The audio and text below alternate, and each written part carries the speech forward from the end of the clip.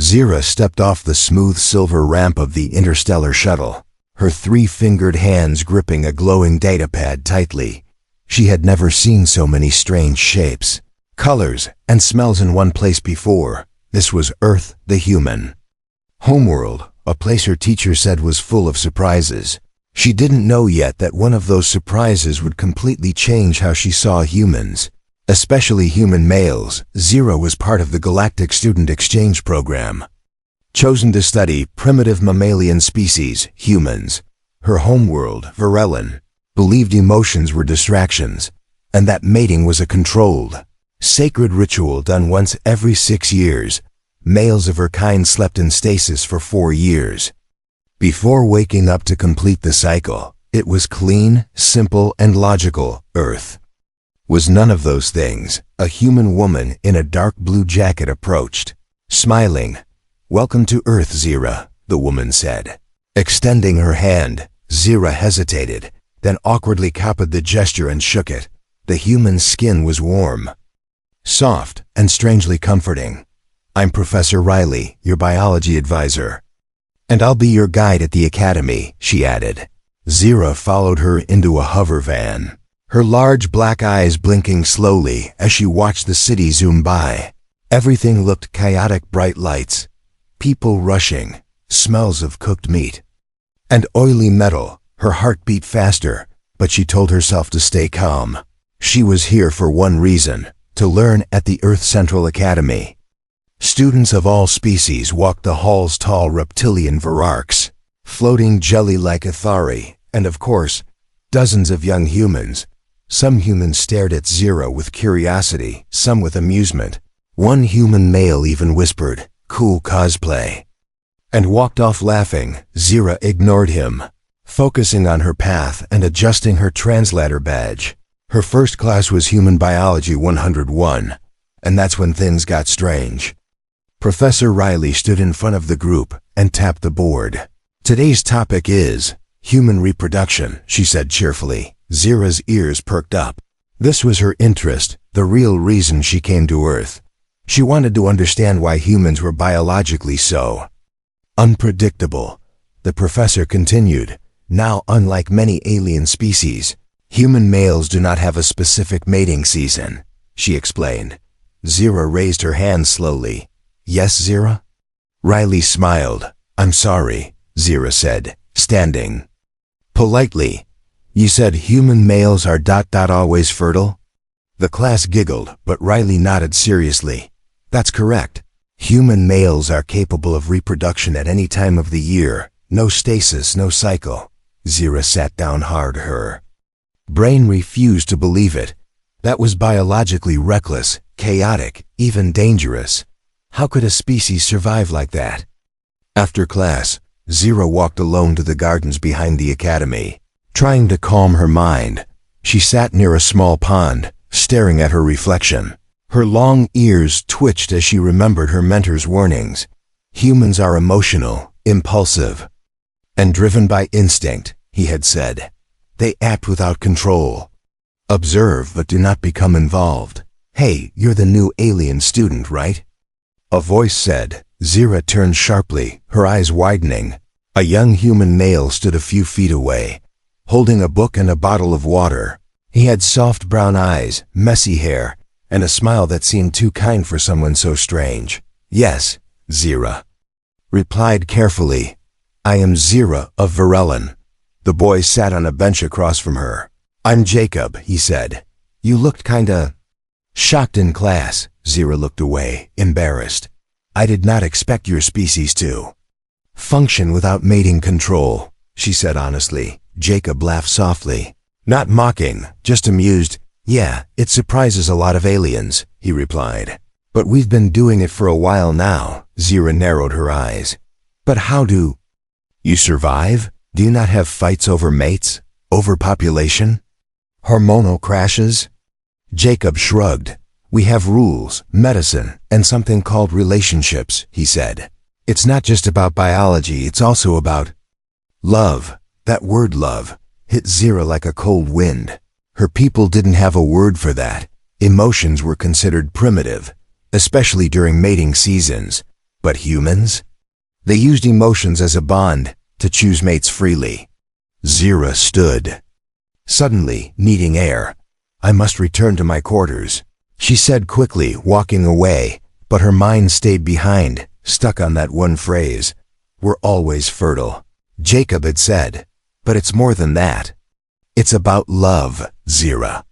Didn't know it yet, but she had just begun an experiment, not in a lab, but in her own heart, and the subject of her study was going to become something much more important than data. Her time on Earth was no longer just an academic mission. It was the start of a story that would shake both human and alien beliefs forever. Zira could not sleep that night, her glowing datapad blinked on the table beside her bed, displaying charts about human biology. She stared at the part that disturbed her the most. Male fertility, continuous.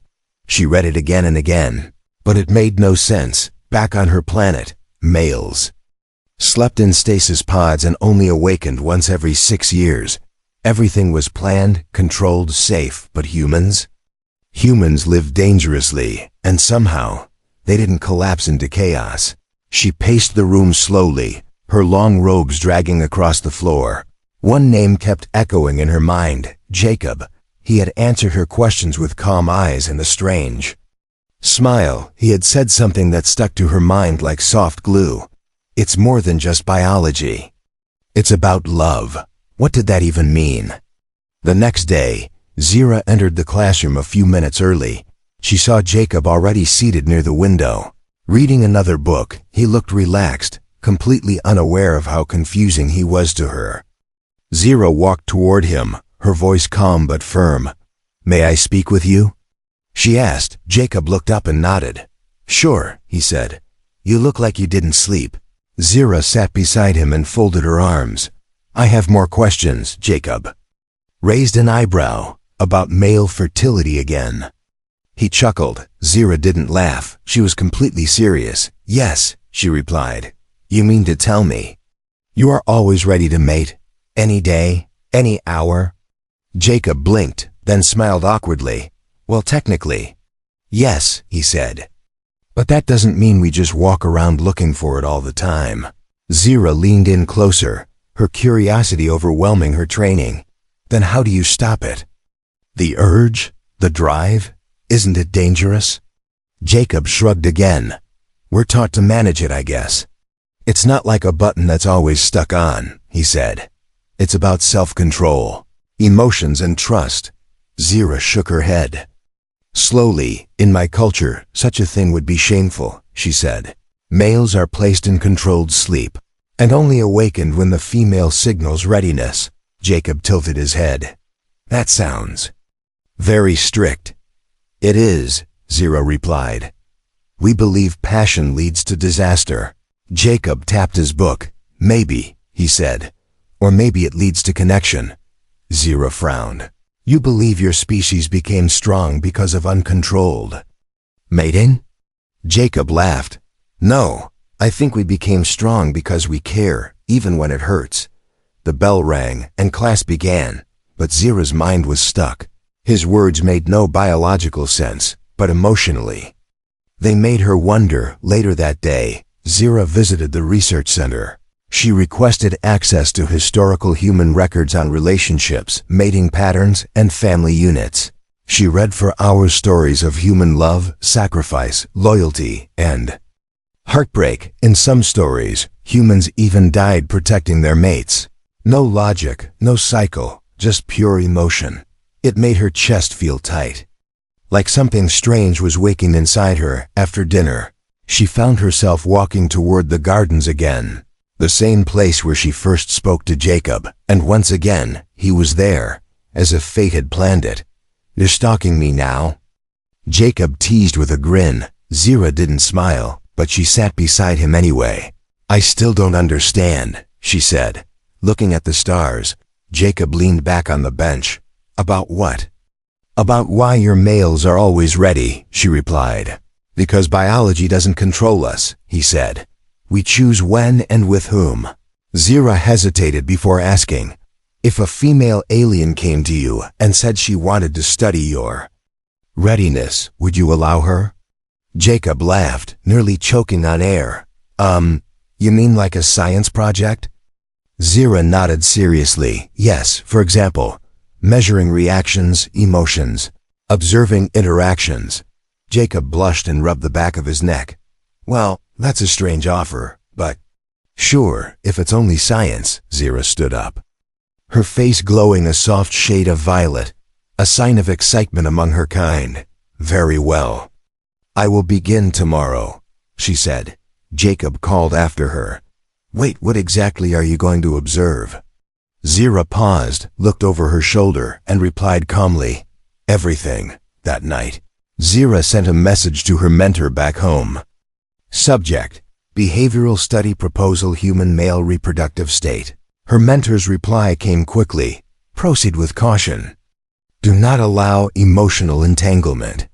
Remember, humans are unstable. Zira placed her datapad down and looked at her own reflection in the window. She could feel something shifting inside her, not just curiosity, but a strange warmth. It wasn't science, it wasn't logic, it was Jacob. And for the first time in her life, Zira didn't want to run away from confusion. She wanted to dive into it, to study him, understand him, and maybe feel what he felt. But she had no idea how dangerous human bonding could be, not for her body, but for her heart. Zira arrived at the Academy's garden early in the morning, carrying a small scanner, a notebook, and a nervous expression on her face. She had told Jacob the day before that she would begin studying him today. She expected him to cancel, to feel uncomfortable, or at least to ignore her. But instead, she found him already sitting on the bench, sipping a hot drink with a friendly smile on his face. You're serious about this science project, huh? Jacob asked as Zira approached. Yes, she replied. You agreed to be observed. I would like to begin now. Jacob laughed and leaned back. All right then, Dr. Zira. What are you testing today? Zira sat down beside him, placing her scanner between them. I want to understand how human males react to emotional triggers and physical proximity, she explained. Jacob blinked. Uh-huh. And you plan to do that by? Zira pulled out a soft cloth and offered it to him. Please hold this. It was sprayed with pheromones from a neutral alien species. Jacob held it and sniffed it lightly. Smells like a wet plant, he said. Zira quickly wrote that down in her notebook. For the next 30 minutes, she asked him questions, measured his pulse, and observed how close he allowed her to sit without flinching. To her surprise, Jacob remained calm and open, even joking with her during the process. Humans had no scent glands like her species, but their skin responded to warmth and touch differently. Zira found herself slowly leaning closer, forgetting for a moment that this was all just research. When she realized how close she had gotten, she quickly stood up. This concludes today's session, she said. A little too fast. Jacob looked surprised but nodded. Sure, doctor, he said. Same time tomorrow? Zira nodded, then walked away, her heart pounding in a way she didn't understand. That evening, Zira sat alone in her room, watching the recording of their session. Jacob had smiled 19 times, laughed 4 times, and touched her hand.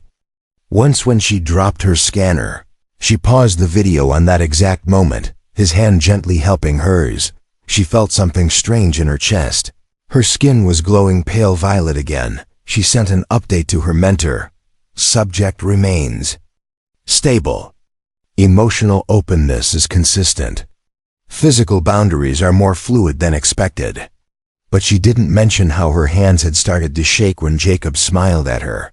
She didn't include the part where her heart beat faster when he leaned close to whisper something during the session. That data felt personal. The next day, Jacob greeted her with a soft good morning and a small flower in his hand. For the scientist, he said. Zira stared at the flower, then at him. What is the purpose of this gift? She asked, confused. Jacob scratched his head. No purpose, really. Just thought it would make you smile. Zira hesitated, then carefully accepted it.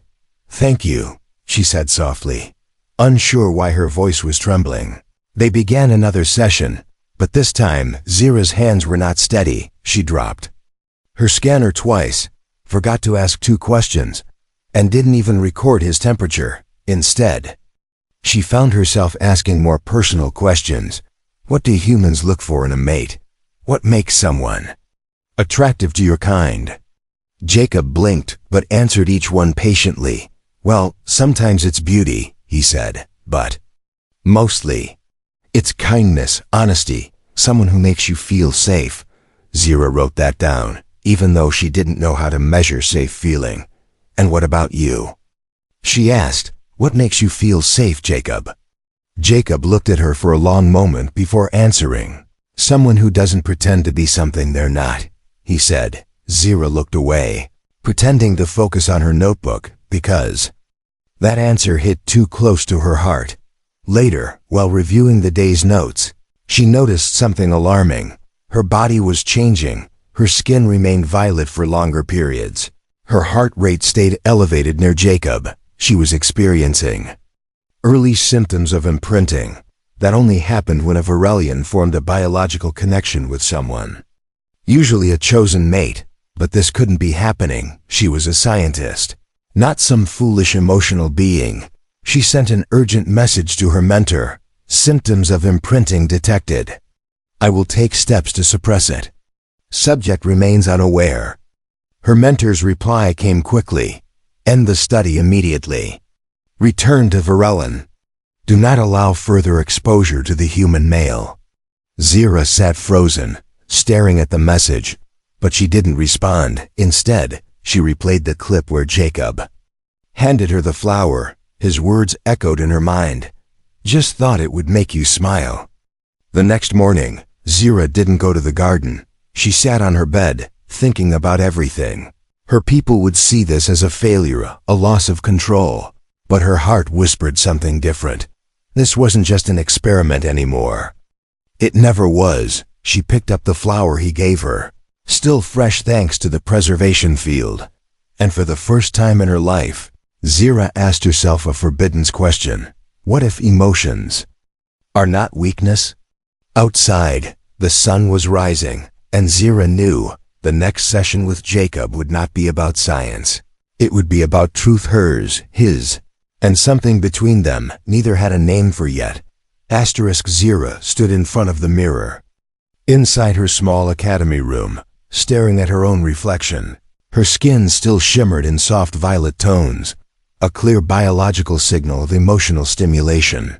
This wasn't supposed to happen. She was supposed to observe, record, report, not feel. Her heart beat faster as she remembered Jacob's smile, his warm voice, and that small flower still sitting on her desk. She touched the petals, then pulled her hand away quickly as if burned. It was just a plant, and yet it made her feel more than all her years of training on Varellan. Why? She tried to distract herself by reviewing scientific notes, charts, hormone levels, emotional fluctuation logs, but they all led to the same conclusion. She was bonding. And it wasn't just a chemical reaction. It was something deeper, scarier, and far more dangerous for her future. Zira had always been taught that emotions were contagious. If you get too close to a species like humans who live, love, and hurt openly, you might catch something that you can't cure, something like attachment. Later that day, she walked slowly through the academy's main hall, avoiding eye contact with anyone. When she entered the garden, Jacob was already waiting, sitting under the same tree as always. He waved when he saw her, but Zira did not wave back.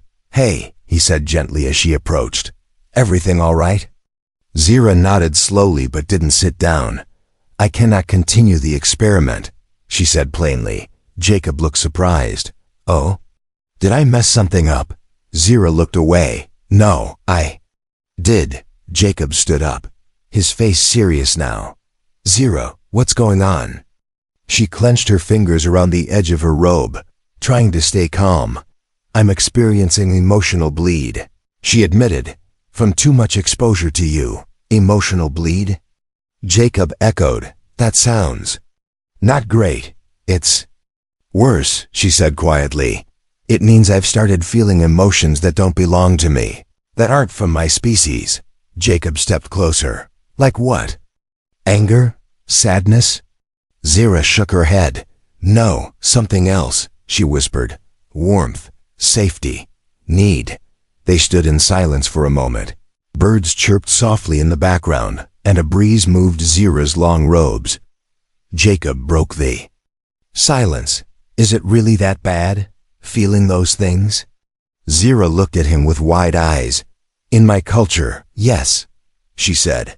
If I let it continue, I may imprint permanently. That would mark me. Broken, Jacob frowned. But what? If you're not broken? Zira didn't answer because she didn't know anymore. Everything felt confused inside her. It was like trying to stop a storm with bare hands. She walked away without saying goodbye, needing space to think. That evening, her mentor's message arrived. Return to Varellin immediately. Emotional infection confirmed. You are unfit for continued observation. Zira read it 3 times, then quietly turned off the screen. She didn't pack her things, she just sat on the bed, holding the flower Jacob had given her. It still smelled faintly like the moment they first met, warm, confusing, and impossible. Next day, the academy held an emergency drill. Sirens wailed through the halls, and students were ordered to stay in their rooms. One alien student, a Dilnari female, had gone into unexpected heat. Her species reacted violently during heat cycles if not placed into stasis in time. Zira watched from a hallway window as 2 guards struggled to get the girl under control. She looked around. No other alien students were stepping forward. Everyone was afraid. Then Jacob appeared in the chaos. Calm and focused, he didn't run, didn't panic. Instead, he spoke gently to the alien girl. Even as she screamed and shook, his voice was soft, steady, like he was soothing a scared child. Eventually, the girl stopped moving, and the guards placed her safely into the containment pod. Zira's heart pounded. She couldn't believe it. In her culture, no male would be conscious during a mating heat, let alone brave enough to approach one. Jacob had risked everything for someone he barely knew. Not because of biology, not because of instinct, because of emotion. That night, Zira knocked on Jacob's door for the first time. He opened it and looked surprised. Zira? She didn't wait for an invitation. She stepped in and stood there silently, trying to find the right words. I saw what you did today, she said. No one else moved. But you did. Jacob scratched his head. Just didn't want anyone to get hurt, he said. Zira looked up at him. You felt something. And you acted. Jacob nodded. That's what humans do, Zira. We don't wait for the right chemical signal or cycle. We act because we care. Zira took a deep breath. I was told emotions make you weak, Jacob smiled. Sometimes they do, but they also make us human. Zira sat on the edge of his bed, her hands shaking. I think I've been infected, she said, voice trembling. Jacob laughed softly and sat beside her. Good, he said.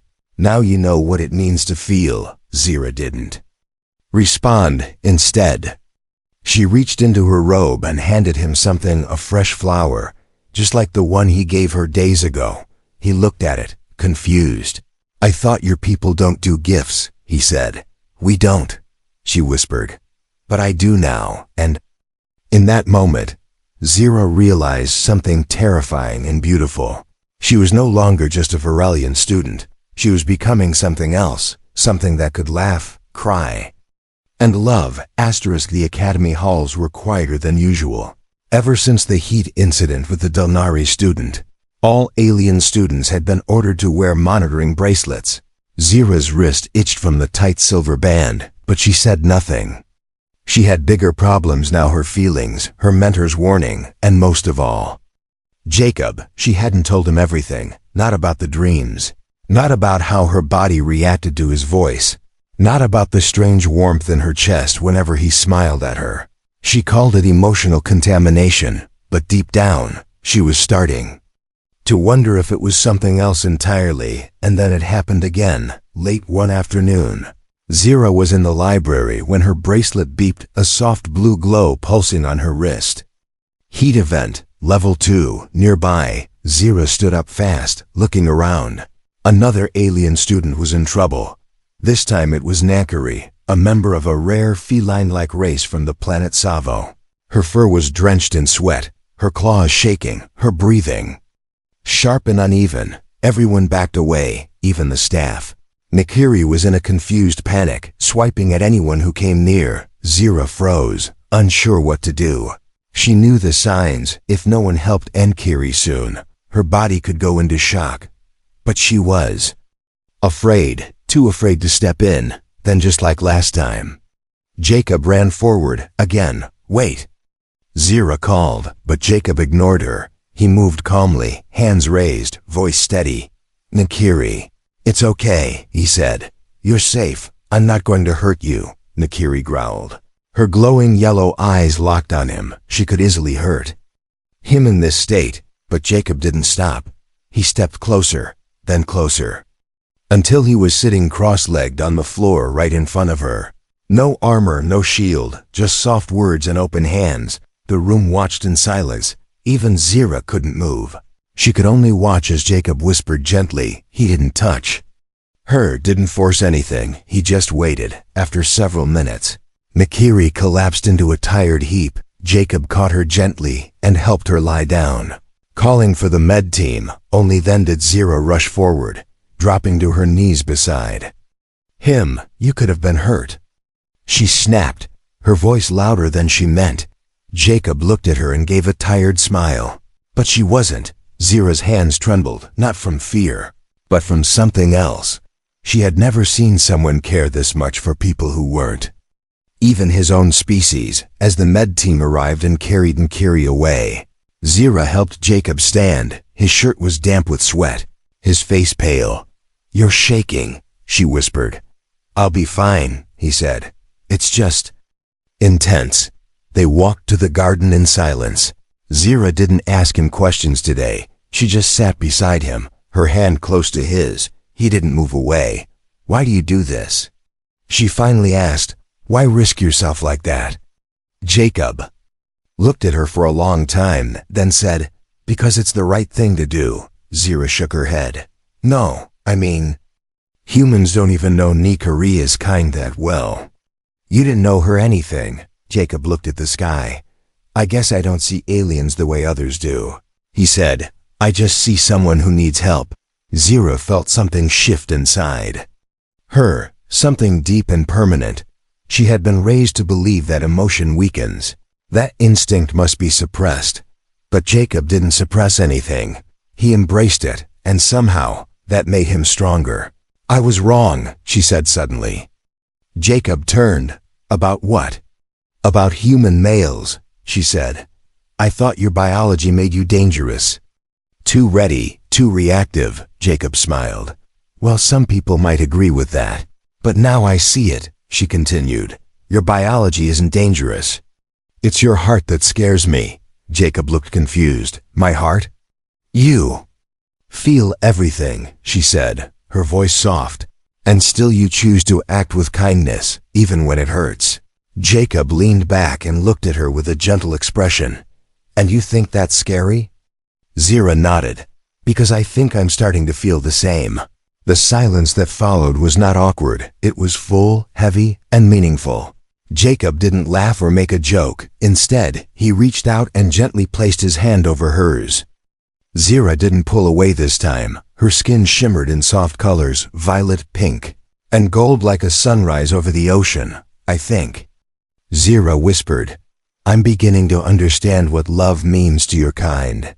Jacob looked at her, not as an alien, not as a science project, but as someone real, someone close. I think love doesn't belong to one kind, he said softly. It belongs to anyone brave enough to feel it.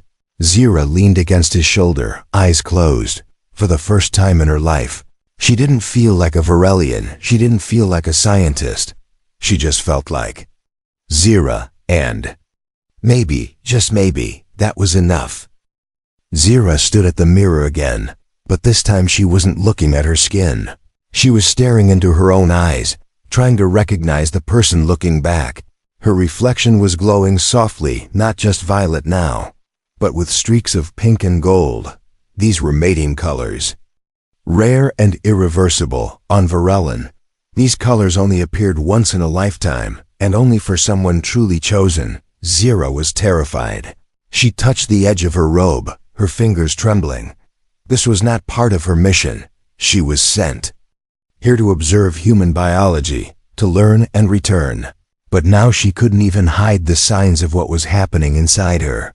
Her body had made the choice. She was imprinting on a human, outside. The academy lights were dim as evening approached. Students walked slowly through the corridors, unaware that Zira's world had changed forever. She stepped out of her room, her heart heavy, her breath shallow. She needed to talk to Jacob. Before it was too late, when she reached the garden, he was already there. He always seemed to know where to be, and when Jacob smiled when he saw her. But then his smile faded as he noticed her tense expression. "You okay?" he asked, standing up. Zira didn't answer right away. She walked to him, closer than she ever had before, and placed her hand on his chest. "I need to tell you something," she said, her voice shaking. Jacob nodded. "Okay, I'm listening." Zira swallowed hard. "My body is changing." "Because of you," Jacob blinked, clearly unsure what she meant. "Like allergies or something?" he asked gently. Zira shook her head. "No, like bonding." She took a deep breath. "In my species, bonding is biological. Once it starts, we can't stop it. It's for life." Jacob's eyes widened a little, but he didn't move away. "You mean you're connected to me?" Zira nodded. "My skin, my dreams, my thoughts, they're all shifting. I'm becoming emotionally attached. Permanently." Jacob was quiet for a moment. Then he sat back down on the bench and patted the space beside him. Zira sat down, unsure of what he was feeling. He looked into her eyes and spoke carefully. "And how do you feel about it?" Zira hesitated. "I don't know. On my planet, emotions are considered dangerous, even shameful," she said. "But with you, they feel warm, not scary." She looked down at her hands. "I'm scared not because I feel too much, but because I don't want to lose it." Jacob reached out slowly and held her hand again. His grip was gentle, reassuring. "Zira," he said softly, "you don't have to fight it." Zira looked at him, startled. "But what if I lose everything? My career, my place on Varellin, my identity?" Jacob smiled faintly. "Then maybe it means you're becoming something new." She stared at him, her mind spinning.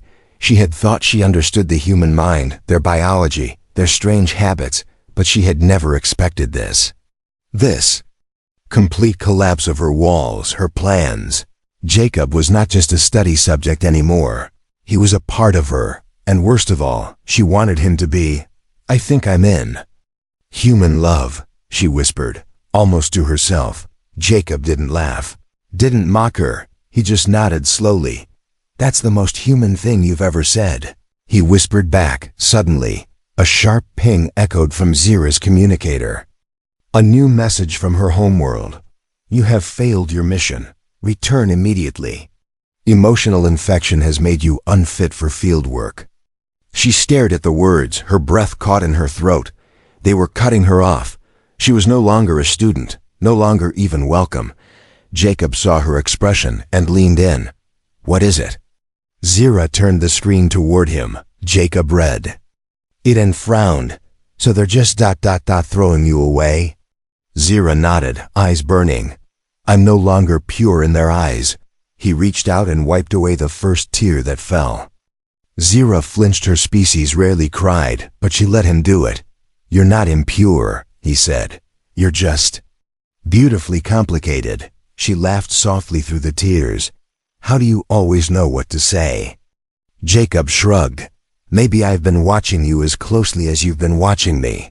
They sat together for a long time, under the soft blue lights of the academy. Zira didn't speak. She didn't need to. She had made her choice, not by logic, not by law, but by heart, and her heart had chosen Jacob. Zira stood alone at the shuttle port.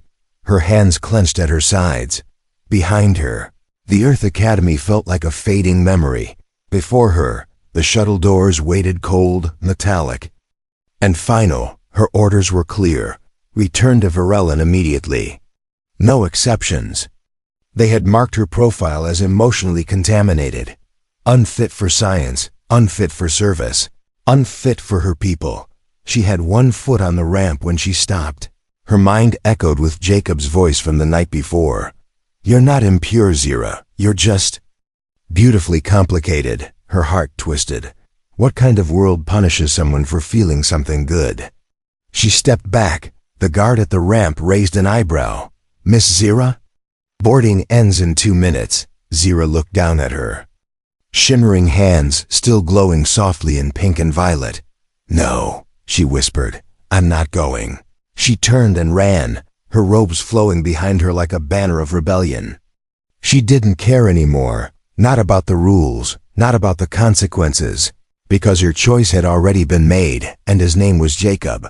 She found him in the Academy's mechanical bay, working on a floating engine. His sleeves were rolled up, face smudged with oil. He looked up as she burst through the door. Zira? He said, surprised. Aren't you supposed to be on a shuttle right now? I changed my mind, she said, breathless. Jacob dropped his tools. You what? She walked toward him slowly. I was raised to believe that emotions were poison. She said, but now I know not feeling is far more dangerous. Jacob didn't speak, just watched her quietly. My people abandoned me because I let myself feel. She continued, so I have nothing left there. But I have you here. A silence settled between them, heavy but warm. Jacob stepped forward and touched her cheek with gentle fingers. You don't have to choose just me, he said. But you do deserve to choose yourself. Zira nodded. For the first time in my life. I am. They sat together on the workbench, her glowing skin softly lighting the room. I've been thinking, Jacob said after a while. Do your people even know what they've lost? Zira gave a small smile. They lost a scientist. Yes, but I gained something they'll never understand. She looked into his eyes.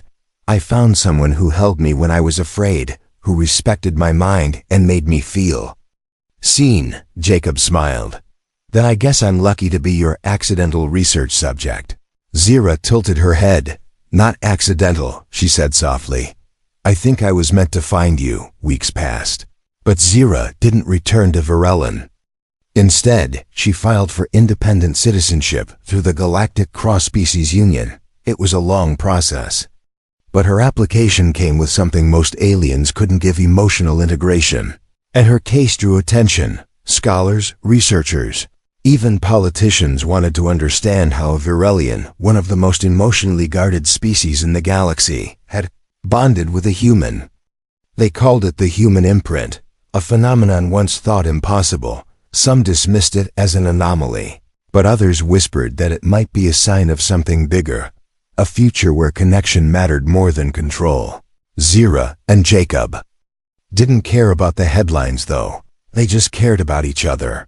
One night, under a soft artificial moon in the garden where it all began, Jacob brought out a small box. Zira blinked.